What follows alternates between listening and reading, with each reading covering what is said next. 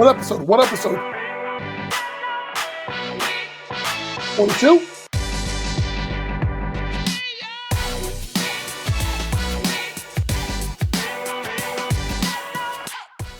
Welcome to the Betting Above the Rim podcast, episode 42. Today's date, April 1st, and this is no April Fool's joke. In today's podcast, we will recap the the 4 Elite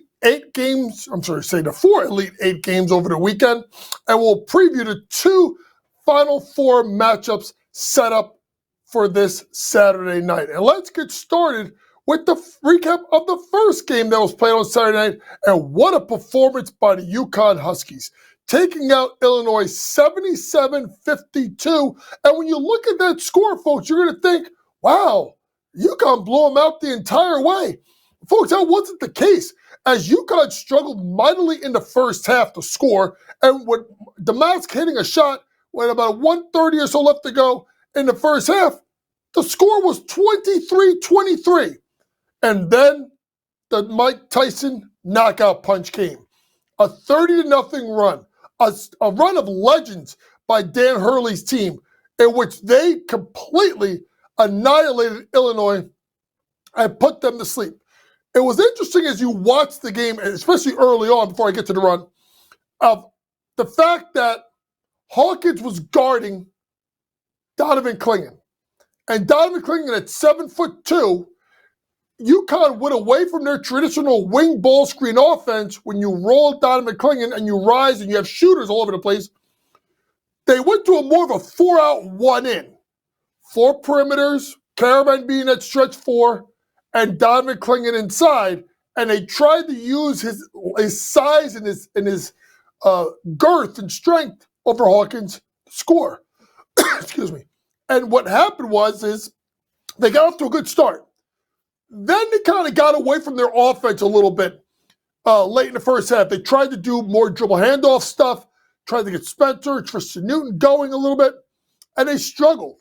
Thank goodness for Johnson and Diarra, who scored some points in the first half, kind of helped UConn kind of stay afloat, as you will. Then at halftime, there had to be a reinforcement of the talk by Dan Hurley to get the ball inside to the big man. And the big man ended up delivering, having an outstanding performance of 22 points, 10 rebounds, 5 blocks, 3 steals, and an assist. Donovan dominated the game, and it forced Illinois to adjust. Didn't matter. Cam Spencer got going a little bit, getting 11 points. Alex Caravan got going a little bit with 10 points. But you think about it, folks, Castle and Newton combined to go 1 for 12 from the floor, right? Johnson comes off the bench and gets you 10 points, right? So if you could say something about the game, I can say this, folks. I don't think UConn played particularly well offensively. They haven't still shown that complete team, and that's the scary thing about this team. I think they could be better. Illinois, listen, when we got into this situation, we thought, well, UConn has not seen an offense like Illinois. We had it completely wrong, folks. Illinois hadn't seen a defense like this all year in UConn's. When they had 2 guards in Castle and Newton that are long and athletic to make things difficult for Damask and obviously Shannon Jr. But then you bring Diarra off the bench. And really, an Illinois team that's one of the best offensive teams, Brandon did a great job. They struggled. They shot 6 of 23 from 3, 25.4% from the floor. They couldn't score inside. They couldn't get guys going. And besides Damask, if you really look at it, folks, besides Damask, right, the other starters took 37 shots. Do you know how many shots they made? 7. 7 for 37 from the floor. You're not going to beat the defending national champions that way. And UConn moves on to the Final Four. Who are they going to face? What in the Bear Bryant is going on? Roll Tide. And what a performance they did in an 89-82 win over Clemson. A Clemson team that really did a great job of neutralizing the three-point line. I think teams were shooting under 20% combined from 3 in the first 3 games. And Alabama really didn't shoot the ball well Sears took a while to get going. Estrada never really did. But the play of Sears as the game got going and the three-point shot of Alabama reared its head. A team that shoots about 50% of their shots from three did more than that. 36 out of their 62 shots were three-point attempts. 16 of 36, 40.4% from three was Alabama. And obviously Sears, who I'm going to call JB Jr., that's Jalen Brunson Jr., because he plays just like Brunson, was absolutely fantastic with 23 points, shooting 7 out of 14 from three, and hit big shot after big shot. Grant Nelson was up in that tournament, didn't play well, 8.7 rebounds, but you got to talk about the play of Nick Pringle. Only gives 7 points and 5.3 rebounds, gave you 16 and 11, 6 offensive boards, was really, really big for them, and got a lot of big buckets in the second half. And then you got to talk about the guy off the bench. Jaron Stevenson, the 6'11 stretch 5, who went for 19 points, 5 out of 8 from three. Between Sears and Stevenson, I should say, I'm sorry, they shot a combined 12 for 22 from three. They outdid the entire Clemson team by themselves, who shot 8 of 26. So right there's 12-point difference. Alabama wins by 7, which sets up an interesting matchup in the Final Four with UConn facing Alabama. With UConn right now as an 11.5-point favorite, this team is minus, I think, 200 or just shy of that to win the national championship. And an intriguing storyline that not a lot of people are talking about. When Dan Hurley was the head coach at URI, which he was at before UConn, one of his star players was E.J. Matthews. Do you know what E.J. Matthews' head coach was, or high school coach was? That was Nate Oates. So, interesting matchup here between two guys that have known each other for a long time, and Nate Oates and Dan Hurley. And the one thing you have to look at off the bat is, how are they going to defend Alabama? How are they going to deal with the size? If you look at a guy like a Grant Nelson who gets into foul trouble, Grant Nelson's had a great year, but 6'11", 230, he's given up about, I would say, about 3-4 inches and about 40 pounds of Don McClingan. And Grant is not the most aggressive big. Now, he tries to block shots, but this is a whole other animal in Don McClingan, who's playing outstanding basketball and now talked about by ESPN as being a top 5 pick in the NBA draft. On the flip side, it's going to be about the guard play of Alabama. Can Sears and Estrada get going? Can they create shots?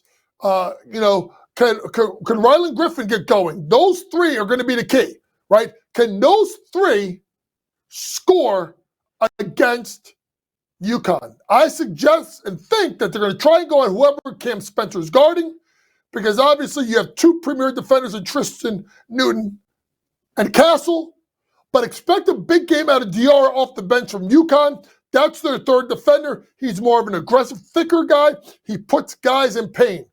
Line is minus 11.5. Intriguing matchup. I think UConn will go on to the national championship game on Monday night. Let's move on to the games on Sunday that took place. Let's start off with an all-time great game between Tennessee and Purdue, with Purdue winning 72-66, and one of the most fantastic duels I've ever seen in the NCAA tournament. Let's start off with Zach Edey. Career-high 40 points, 16 rebounds, 13 of 21 from the floor, 14 of 22 from the free throw line. You know what, folks? I'm going to say 14 of 20 from the free throw line, because I'm not going to count those last two at the end of the game, including the air ball. Zach, air ball? Really, bro? But he was really fantastic. One block, and his one block was a signature block in the game. And for a Purdue team that people have been doubting him all year, me being one of them at times, they showed a great attention to detail and a focus of getting the ball inside to the big man. They could not deal with him at all. Whatever they wanted to do, when that ball got into the hole, And folks, the hole is the charge circle. Shout out to my old boss, Jody Craig. She used to call that the hole, right? If anytime we had a post player with the ball in the hole, they got the ball. Zach Edey lived in the hole. You want a righty jump hook? He got you. You want a lefty jump hook? He got you. Alley-oop, got you. Old board, got you. Folks, the 7'4" monster did it up and under with the left hand. I mean, what a performance of Zach Edey. And I'll tell you this right now. I know people sitting here and talking all this mess about, oh, he can't play. Zach Edey can play in the NBA. Let's just stop it right now. If Walker Kessler could start in the NBA, and this is no slight to Walker Kessler, if Walker Kessler could start in the NBA, so can Zach Edey. And Zach Edey can be effective in the NBA. Now, they're not asking him to do anything more than go over his left and right shoulder with a jump hook. But you see that guy shoot free throws?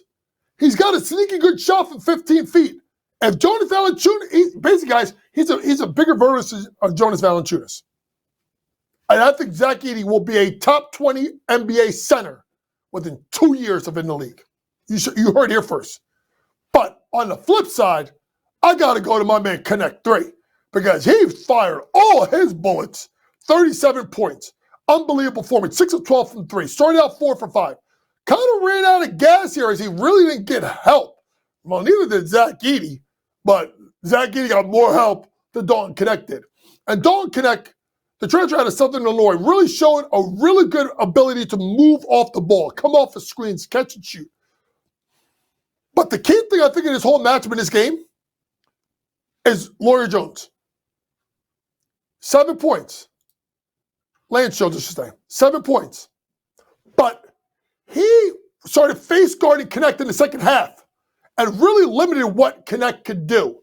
And what a defensive performance. I'm serious, folks. Dalton Connect had 37 points, and he had to work his ass off for every point of it. And the job that Lance Jones did in the second half, face guarding him, was absolutely dynamic. He got a couple of fast break points. And then you got to talk about the play of Braden Smith. Steady. 9-7-7, right? Got shots early. Second half really did a great job of facilitating, getting guys shots. And then obviously, Lawyer got going a little bit as of late.